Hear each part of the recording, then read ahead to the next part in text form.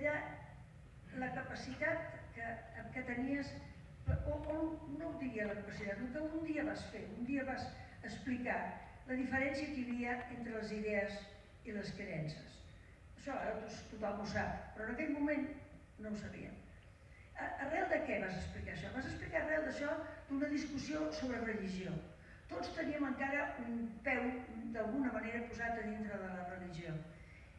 I per poder lluitar o per poder veure exactament quin era el problema que ens feia patir una mica, de sobte tu et vas treure de la màniga el que eren les idees i el que eren les creences. I ens vas explicar, i ho vam entendre, que les idees són aplicables a tothom i les creences només són aplicables a una comunitat.